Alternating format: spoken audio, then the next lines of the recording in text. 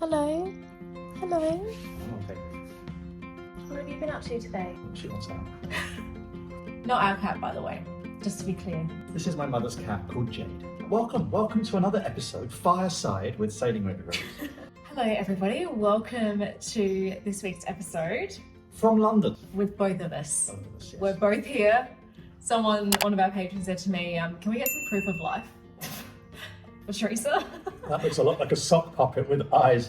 Because we haven't seen her for some time and we're concerned. I am here. I'm well. What is it, 29th of December today? Yeah. Right, so this is kind of a year in review.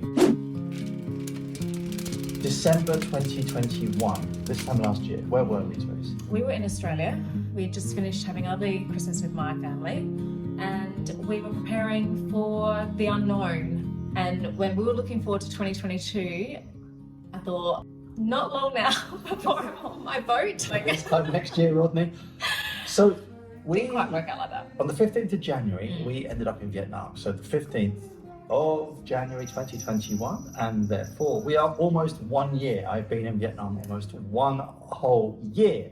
Now there's a lot that goes on behind the scenes that you probably are not aware of. So our patrons are aware of this, but obviously we kind of like, we don't want to bore you with all the intimate details of what's going on. We came into Vietnam as on visas as boat builders, which were 3-month expert visas, which had the ability to be renewed once.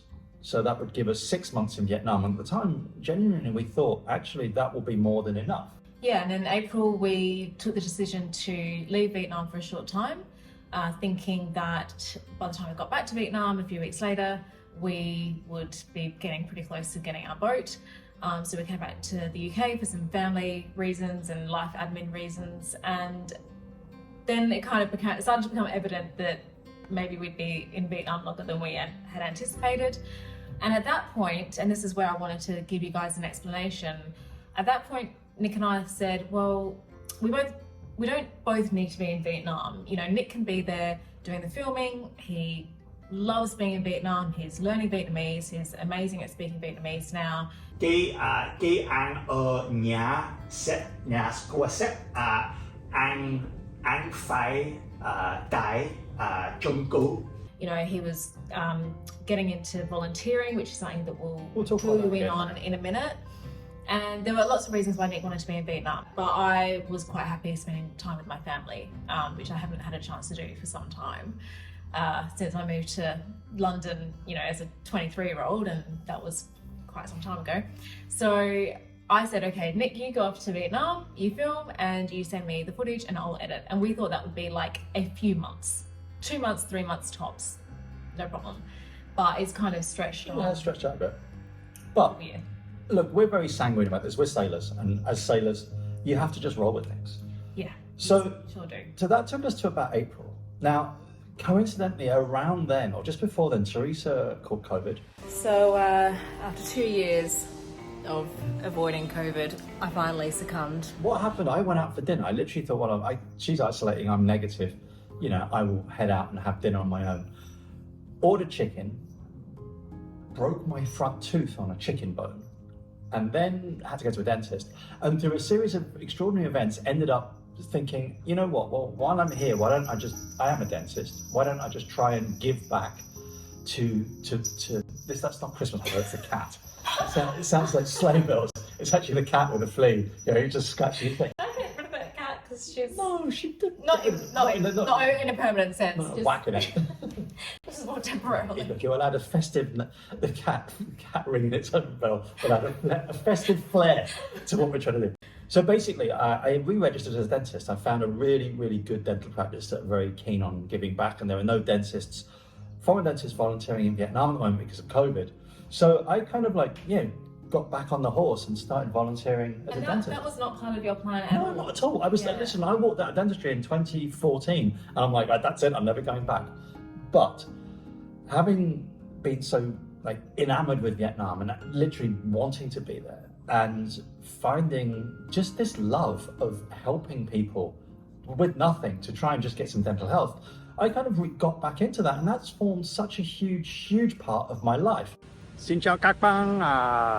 Thủ tướng này ang làm việc như là nhà sĩ ở trường đặc biệt. That in Vietnamese means this weekend I am working in a school for special people, which I think is a literal translation of what I can do. But back end of what I am doing with the boat build videos, I just wanted to show you and tell you what my time is being spent doing here. Now, for those patrons of ours that know what I do, we've been talking about this, but I think this is the first time that I really wanted to kind of put something on camera for almost the first and the last time. And that's something that we haven't really showed much on film. It is for obvious reasons, ethical reasons. Yeah, but so I volunteer, and I've told the guy that I'm working with, I will work for free for 5 years. That's in my off seasons. Obviously now I'm working there. In my off season, come on, Tinkle. Tinkle's not you, the audience, by the way. This is Tinkle. Tinkle. And as an absolute bonus, once our visas applied, I was able to get a work permit to work as a dentist, and that is the only reason I'm still able to stay in Vietnam. There are some complications in Vietnam at the moment with difficulty in getting visas or multiple visas, and the only reason I'm allowed to stay is because I work as a surgeon. And if that is not provident, I don't know what is. Yeah. So that took us to, through the second half of 2022, I have been flying to Australia, Terysa's been flying to Vietnam, but now, let's just look to the cat chaos in the background. Sorry, everyone. What was I saying? I'm back.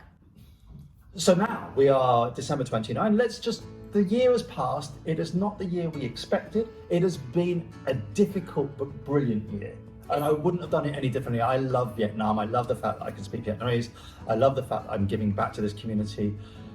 And one thing, our friend Willem is the CEO of Gumbo, and he left a comment on our Instagram, and it just said, "You won't remember the delays, but you would remember bad quality." Yeah.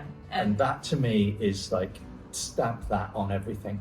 So let's look to 2023. Let's look 2023 is just around the corner. Tell us, Terysa, what are our plans? Tell us what we're doing. Tell me what I'm doing. Tell me what my life's been involved. Well, I'm getting a bit of deja vu because this time last year I was like, right, in a few months' time we'll be on our boat. However, I'm hoping that genuinely this time we can say in a few months' time we'll be on our boat. Yeah. And it's really, we're on the home stretch, and before I go on to what we're doing next year, I just want to, I guess, quickly acknowledge that the videos that we've been making this year, the episodes that we've been making this year have been very boat build heavy for obvious reasons. We don't have a boat. We don't have a boat. Our boat's in build. That's what we're doing. The Nick Glove Puppet Show channel didn't really work out, did it? No. So that was kind of not quite part of our plan. We are sailors, we belong on the water, we belong on a boat that is afloat, not kind of mid-build. That is what we are very much working towards. But as Nick said, we can't get the boat built any faster. And all I would say is that every time there is a delay with the build, it is because Seawind are being so meticulous, and they're a bunch of perfectionists, and they are absolutely determined to have this boat perfect without any issues whatsoever. And that is something that, although the delays are frustrating, that is something that we can only sit back and say, okay, fair enough. When we're on our boat, hopefully in a few months' time, we will just forget about all the delays and we'll just be so happy to be on board. Yeah. So what is that going to look like? What are we going to be doing? Where are we going to be sailing? I don't have the answer, but I have a couple of options. Yep. Option one, and this is after, let's face it, 2 years of researching, thinking, weighing up options, going through the mental exercise of different places that we can take delivery and different sailing grounds that we can cruise. Option one is to ship to the Med. One advantage of the boat being delayed is that the shipping costs have come down quite significantly from this time last year. So shipping costs are back in the realm of the possible now. We don't have a quote. When we get quotes, don't worry, we will share that information with you, because I know that that's of interest to a lot of people. Another thing about the Med is, because of the timing, if we got our boat in September, last year. Yeah. We wouldn't have been out. We could have shipped to the Med for November, And then a bit winter. and we'd be winter. We'd be So sitting on a boat. it is about the seasons that we can get. Yeah. So if we can get our boat in spring, Yeah. and that seems very, very, very likely, and we can ship to the boat for May, to the Med for May, that gives us May, June, July, August, September, October. That's the full season. We will head slowly west. We hope that if that is what we do, we'll be at certain boat shows. There are boat shows that we can show you. Certainly boat shows. Because Hull 2 is the only Seawind 1370 going to Europe in Potentially the going to first Europe. 5, I think, at Yeah. least. So option 1 is we will sail west, and that takes us either conveniently in season 1 or season 2 to get back across the Atlantic to do some ocean sailing, which is what we love. Get to the Caribbean, go through Panama, and do all these things, and we will meet you all, or actually we will meet our patrons in Europe for a meetup, or the Caribbean for a meetup, because we've been promising you this for a long while. Yeah. So option 1 is the Med. Option 2, Terysa. Option 2 is the obvious option, which is taking delivery. Delivery? Did I say that right? Delivery. Yes, you did delivery. Delivery. That sounded wrong, but anyway, taking delivery in Vietnam or a neighbouring country. So, and sailing locally, sailing in Asia for our first season or 2. And that is something that we've kind of gone through a few different scenarios there over time. When we first started talking to Seawind and we first kind of signed on the dotted line, we said, yes, we're getting a Seawind. Then we said, okay, well, we'll take delivery in Vietnam. Why wouldn't we? Then COVID hit and we said, okay, sailing in Asia is really tough right now, bureaucratically, not going to happen. And now COVID is passing and countries are opening up, and now it's a lot easier. It's basically back to pre-COVID. So now the prospect of sailing in Asia has actually become more attractive, and you know, it's kind of, it makes less sense to be shipping the boat elsewhere, unless of course certain other pieces fall into place.